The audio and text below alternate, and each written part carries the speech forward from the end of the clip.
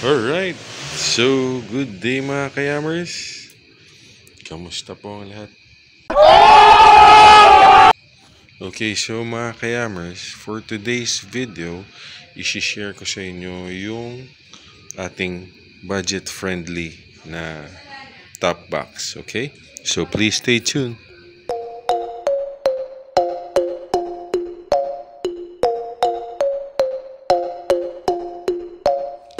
Okay, so mga kayamers, okay, share ko sa inyo yung top box bracket at yung top box, okay, na nabili ko para kay Glide, okay? So,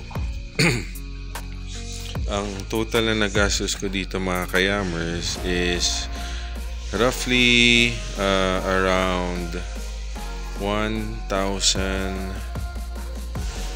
mga 1,200, something like that. So hindi tataas siya mga kayamers sa mga 1,500, okay? So kung hindi naman kayo masyadong maselan sa forma pero nabibigay sa inyo yung nabibigay sa inyo yung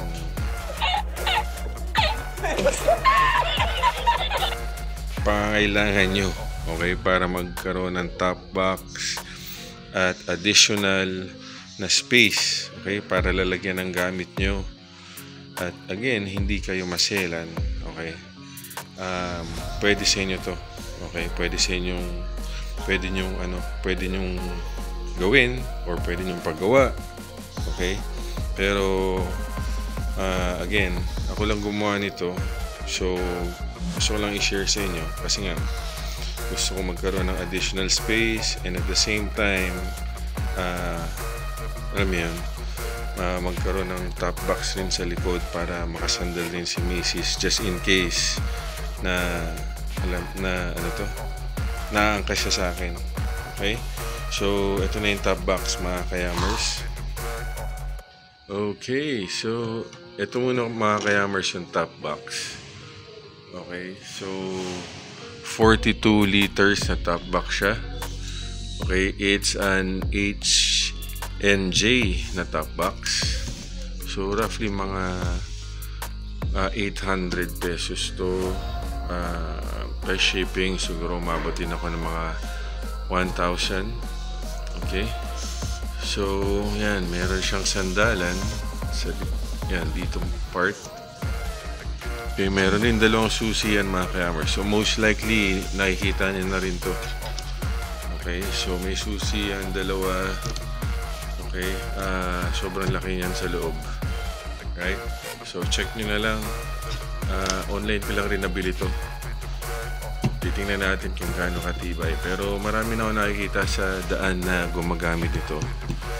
Okay, pero yun, tingnan natin para ma-experience natin. So para sa akin, kung di naman kayo masyadong maarte sa brand, okay, at ang purpose niya is meron kayong additional space, swak to sa budget mga kayamers, okay. At ito na mga kayamers, papakita ko sa inyo yung ginawa natin na top box bracket gamit ang ating stock na grab bar. Okay, so ito yung grab bar ko mga kayamers. Ayan, stock yan. Okay, sandali lang. Mukhang baka makalimutan ko yung goma ilagay. So okay, panay ang bomba ng kapitbahay. Ayan. Okay, so stock yan mga kayamers. Alright, so ito na yung top box bracket. Okay, yan. Okay, so yan mga kayamers. So pang Mio sport ito. Okay, sa pagkakatanda ko. So may konti mga modifications lang tayong ginawa dyan para mas maging stable yung bracket pag naglagay tayo ng top box dito at kung ilang kilos ang pwede nating malagay doon sa ating top box. Okay?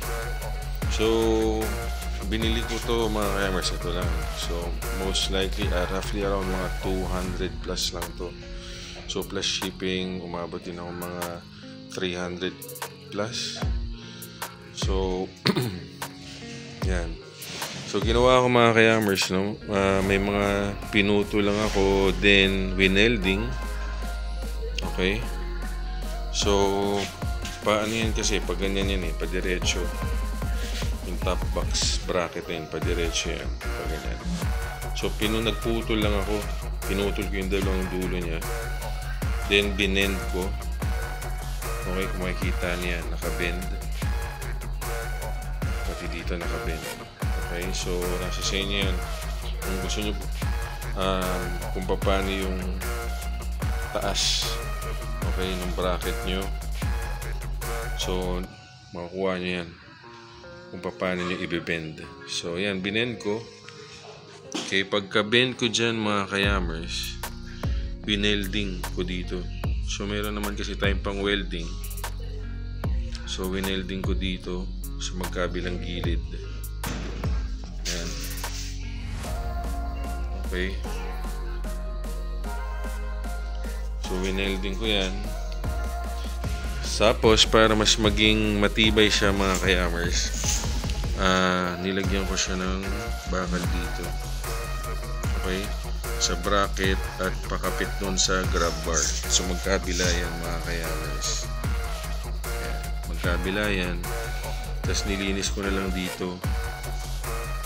Nilagyan ko ng polytop. Yan, para medyo malinis tingnan. And then, yun ang kinilabasan. So, kung mapapansin nyo ito mga kayamers, itong nasa gitnang to, ito yung mga hindi ko na nagamit na side stand ng motor. So, para additional na na support para sa bracket, winelding ko rin yan dito papunta dun sa baba. Okay? So, yan itsura niya. Okay? Yan. So, nasa sa inyo kung paano nyo didiscard yan. So, ito lang, sinishare ko lang para at least magkaroon kayo idea. Okay? So, again, inabot ako ng roughly kulang mga 1.5. Okay? With the bracket and the top box. Okay? So, yun lang yung ginastos ko. Okay? So, yung top box pala, may kasama siyang metal plate. Yan. So, may kasama siyang metal plate.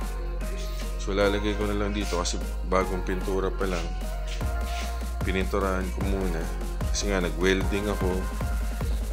So, may mga niliha rin ako dito. So, kakapintura ko lang. So, pinapatuyo pa. Then, tsaka ako nalalagay yung yung top box at yung kanyang base plate. So, again, kung di naman kayo maselan mga kayamers, no? At gusto nyo magkaroon ng top box bracket at top box, so pwede naman to. Okay? Pero kung meron naman kayong budget, di ba? Kasi may nakikita ako sa online, mga 2,000 to 2,500 yung bracket lang na stainless. Okay na rin yun. I mean, kung may budget kayo, so pwede kayo bumili na lang nun, tago nyo na lang yung stock nyo na grab bar or benta nyo. Okay? Pero yun nga, bracket lang yun. Tapos, kailangan nyo pang bumili ng top box. So, again, ito, budget friendly lang to yung sinishare ko sa inyo mga kayamers. Okay? Pero, comparing it dun sa medyo expensive na top box bracket, okay? At dito sa budget friendly natin na ginawa, it serves actually, both serve the same purpose. Okay? So, yun mga kayamers, na-share ko lang. Again, I hope you like the video. Okay? So, please don't forget to share and subscribe. Thank you mga kayamers, and peace out.